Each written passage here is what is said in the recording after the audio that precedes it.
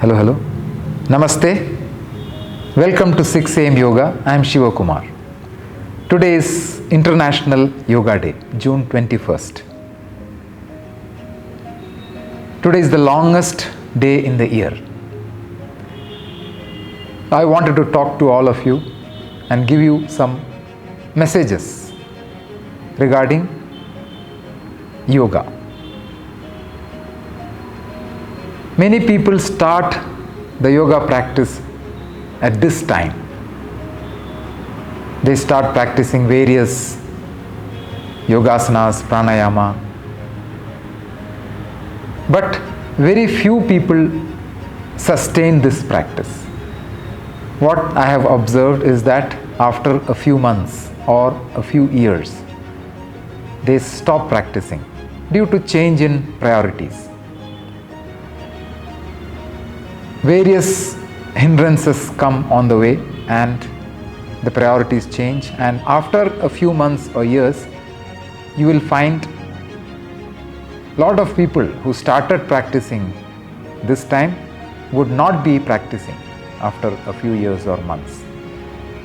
So today's video is to give you a few points, a few tips on how to continue this practice for a lifetime. Tip number 1. The yoga practice that you start, go for a moderate level. Don't go for intense practices. A practice which is intense is very difficult to sustain.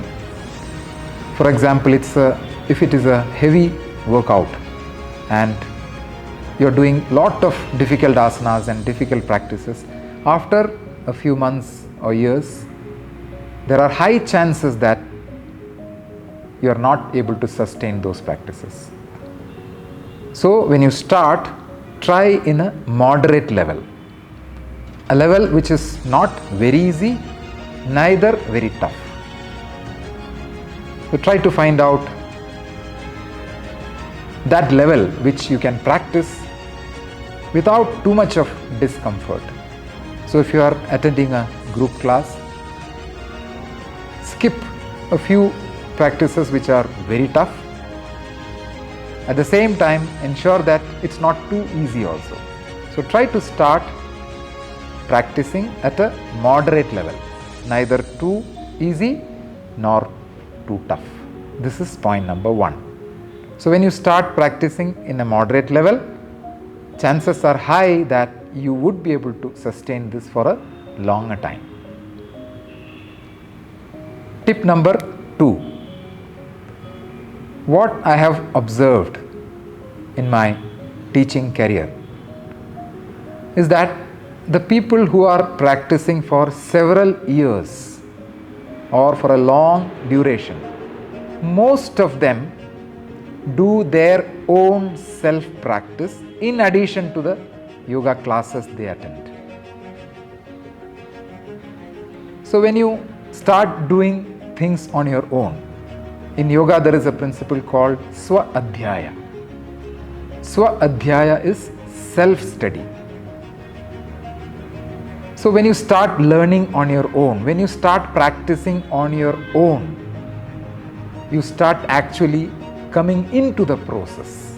You start analyzing, how do I actually do a warm-up? How many rounds of Surya Namaskara is good for me? How do I do a forward bend, a back bend? How do I do Sarvangasana? When I do on my own, when I start practicing and learning on my own, then I am in the game. I've seen a lot of people who practice on their own, apart from the classes, they sustain their practice. Even if you move to a different place, your work changes, your place of stay changes, but you remain the same. So wherever you go, if you practice on your own, those practices will sustain. Look at your yoga classes as a platform for learning, and then implement those learnings in your self practice. So try to practice on your own as well. Those practices will sustain for a longer duration. That is tip number 2. Tip number 3. Most of us start practicing, and after a few months or years, why do they stop practicing? There are reasons for it. One common reason is change in priorities. So, for example, when you are having too much of workload, say at your office or at home, or you face some problems, when things change, when the priorities change, that's the time when we stop the practice. So this tip is to help you come out of those situations when you're facing trouble or difficulty to practice. So what you do is, imagine you're practicing for say 45 minutes or 1 hour of yoga.